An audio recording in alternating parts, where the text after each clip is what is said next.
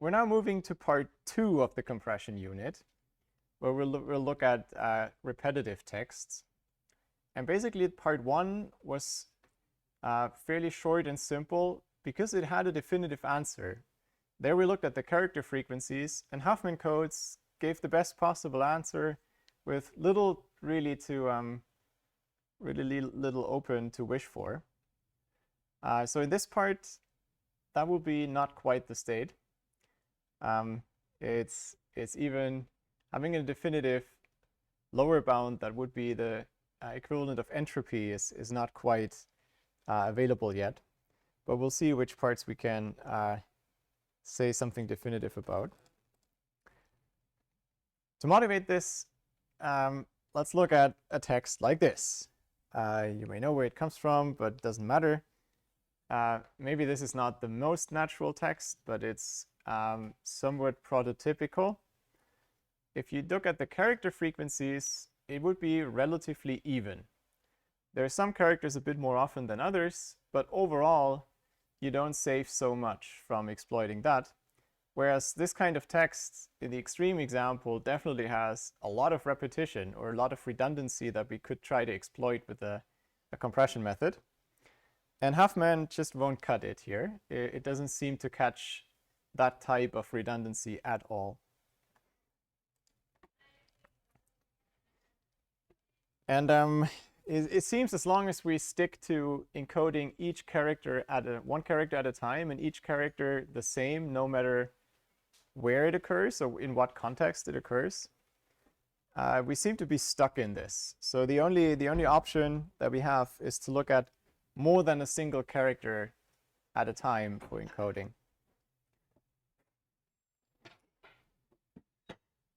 As a first warm-up for this, we'll look at run length encoding, which will show you the spirit of some of these, but is relatively restricted in the type of redundancy it can pick up on. It's a repetition in the simplest form, namely runs of characters, so which just means the same character repeated many, many times. For simplicity in this section, we'll look at just the binary input, but you can generalize this a bit.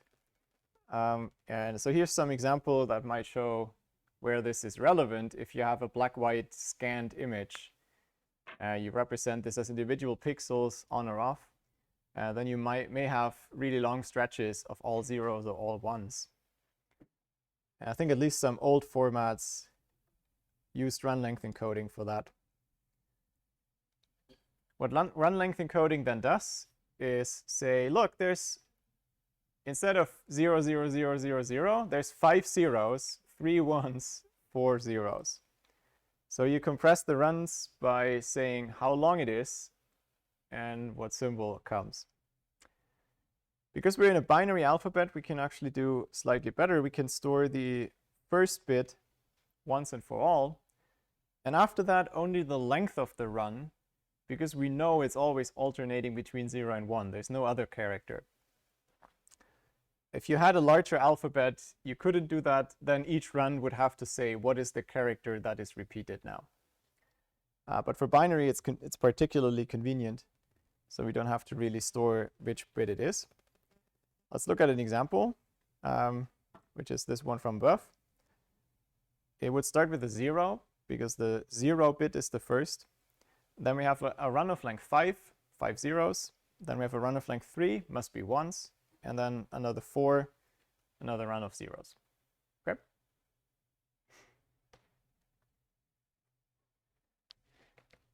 But again, like before, that shifts the problem. How would you encode the length of such a run without making assumptions about a maximal number that you can represent?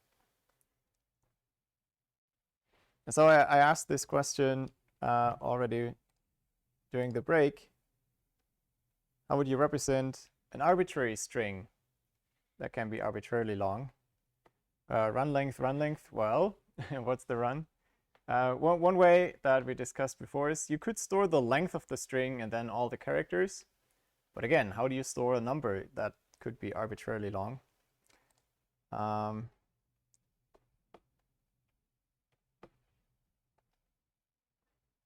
Yeah, it's mostly that idea in various forms.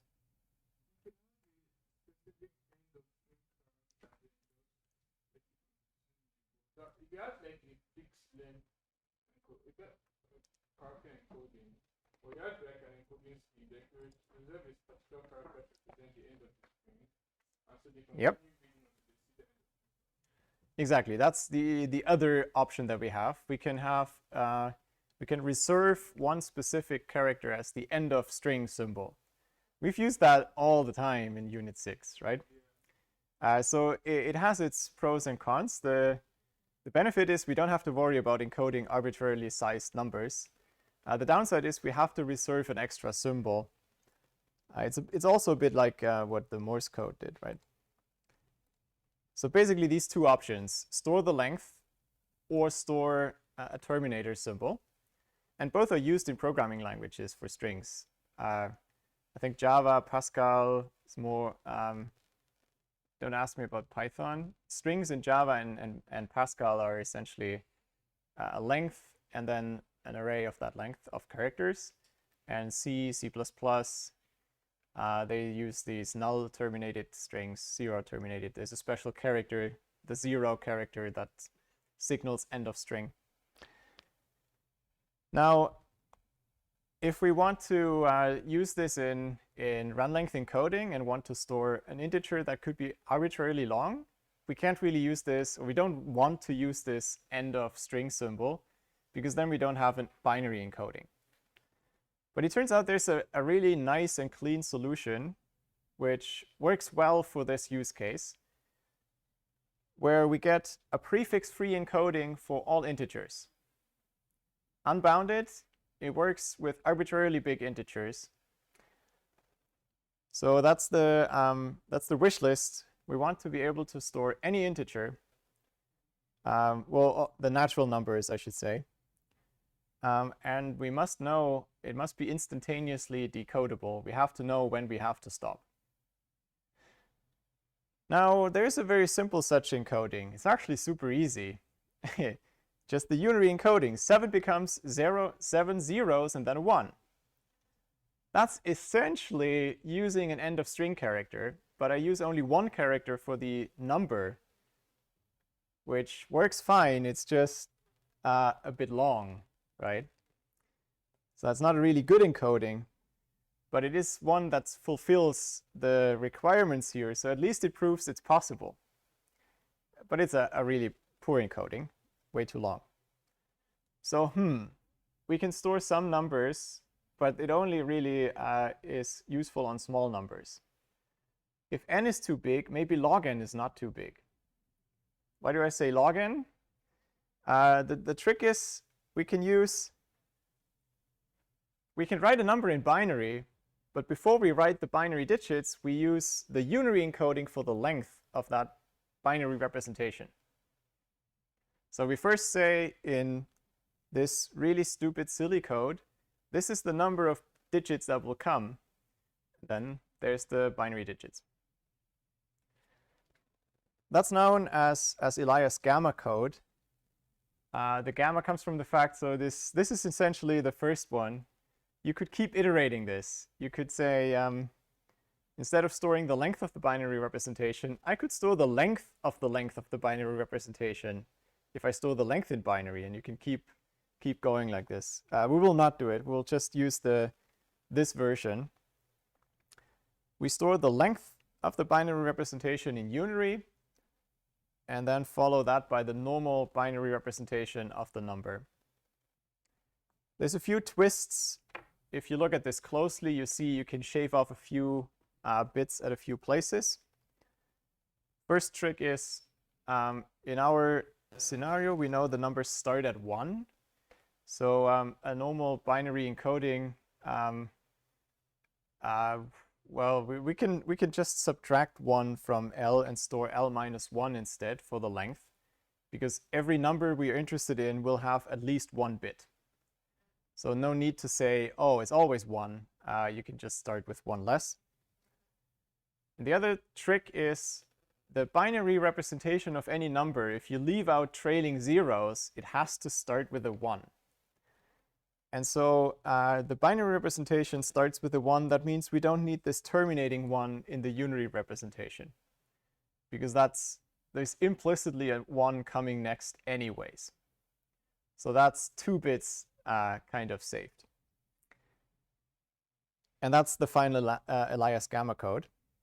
It's the length of the number in binary minus 1, that many zeros, followed by the binary representation.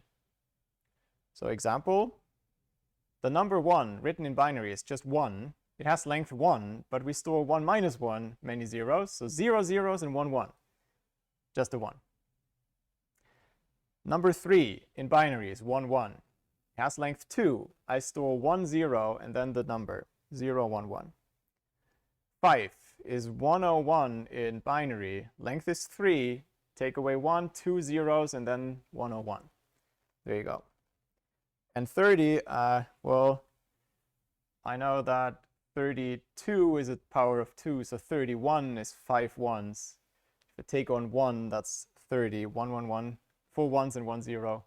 That's 5. I take 1 away, 4 zeros, and then this thing. Okay?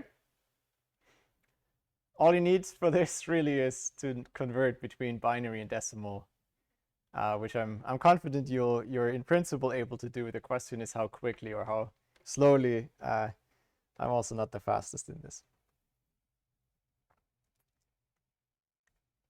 Let's practice this a bit. And I made it a little harder. I don't show you the end of the number, so you have to figure this out for yourself.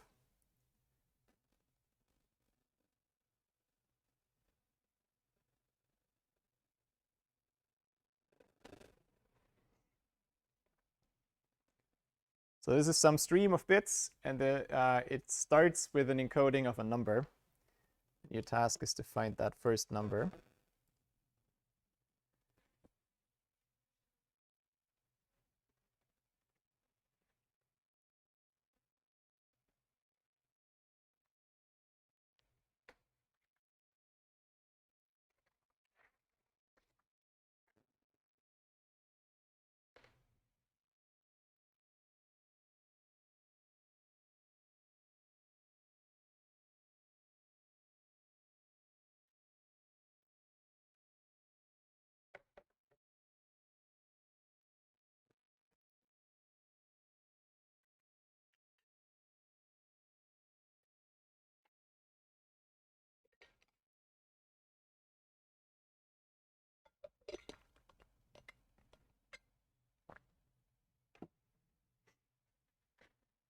All right, some first answers are trickling in.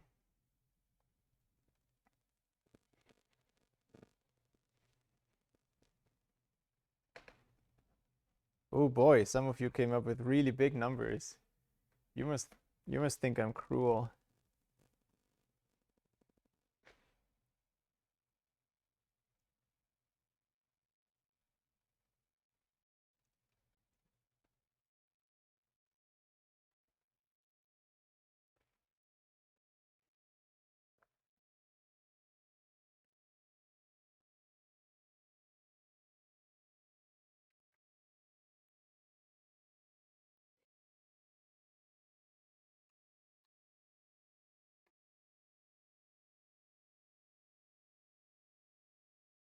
All right, let's wait a little bit, maybe for 20 people.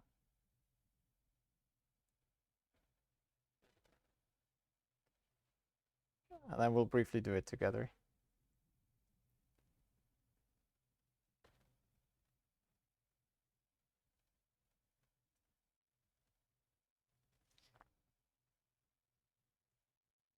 Five more.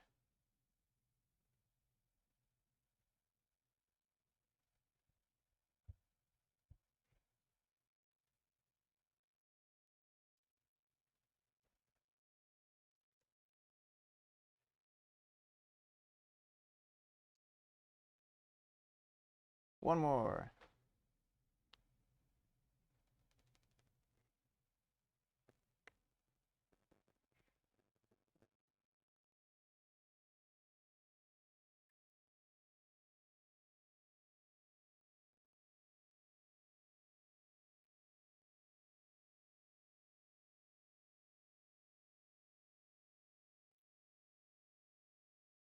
All right, there's my 20. Let me show what people send in.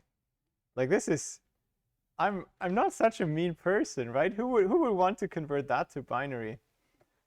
That's really, really cruel. No. Let's briefly do it together. I didn't tell you how decoding works. That was a bit of a meanie, right? But I showed you how encoding works, and you just have to do that in reverse, of course, always. So encoding took a number and then first wrote the length -1 in zeros. So we start looking at how many zeros there are. 3 zeros. But that means I have to read 4 bits for the length of the number, for the number. So that means 4 bits. And the next 4 bits are 1101, otherwise known as 13 in binary. Right? It's 8 plus 4 plus 1. So 1101 base 2. That's how I learned write things in base 2. But yeah, just a notation. Now, of course, you can continue decoding things from there on. And maybe a little thing for you to think about is the code surjective? Can you always find in an arbitrary bit sequence some prefix that decodes to a properly encoded number? That's for you to think about. Not so relevant for this. But so we know now how to encode an arbitrary sized natural number in binary as a prefix-free code. The rest is simple. Now we just include that in our run length encoding. So here's an example for encoding. We have this long binary string with lots of redundancy. Run length encoding says first, the first bit is, what's the first bit? It's a 1, so we store a 1. That was this one exceptional bit. And now we have to count the length of the run, which the counting is conveniently been done on the slides. So it's 7 ones. So we have to store 7 in Elias gamma code. I won't do that in the full detail again all the time, but 7 is 111, length is 3, 2 ones, 2 zeros in front. Okay. One more then. The next run is of length 2 zeros. So we store 2 in Elias gamma code. 2 in binary is 1 0. 1 less 0 in front gives you 1 0 1. 1 0 1 0. Sorry. One more. The next run is a single 1. And that in Elias gamma code gives us a single 1. We've seen that example a few slides back. Now here's a really long run, 20. 20 apparently is 1 0 1 0 0 in binary, and then 4 zeros in front tells you how long it is. And one last run, 11. 11 written in binary is 1 0 1 1. That's length 4, so 3 zeros go in front.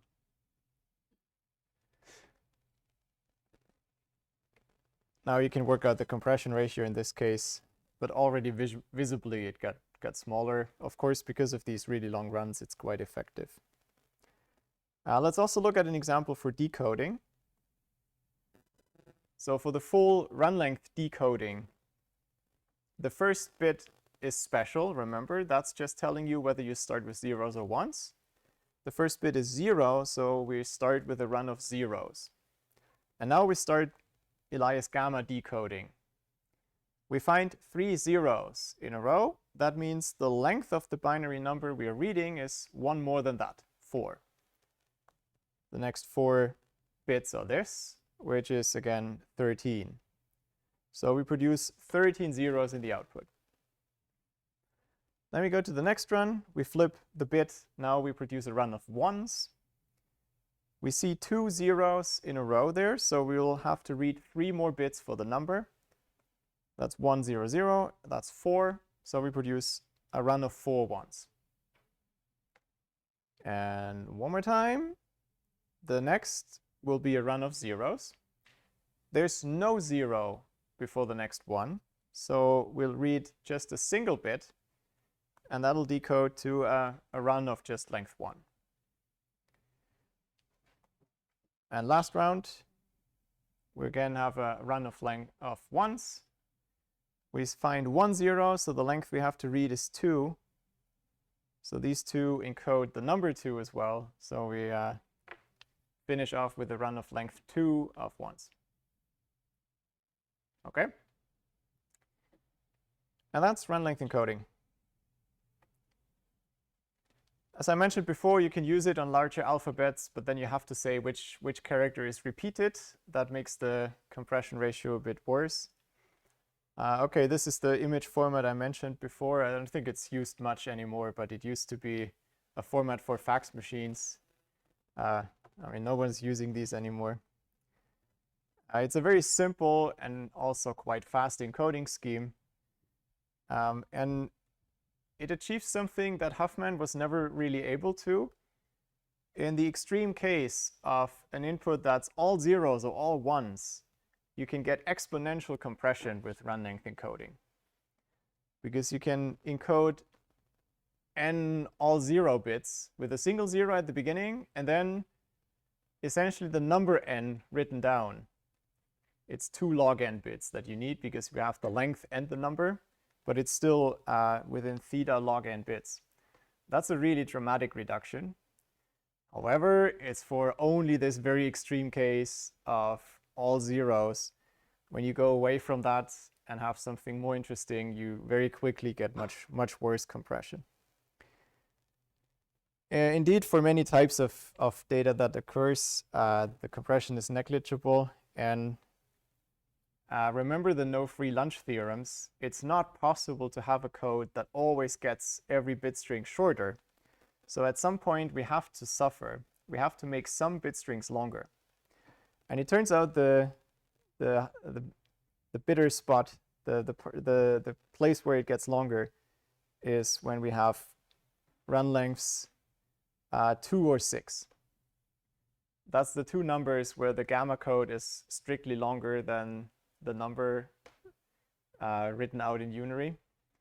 And so if your input has lots of runs of these lengths, then it will get longer by this compression algorithm.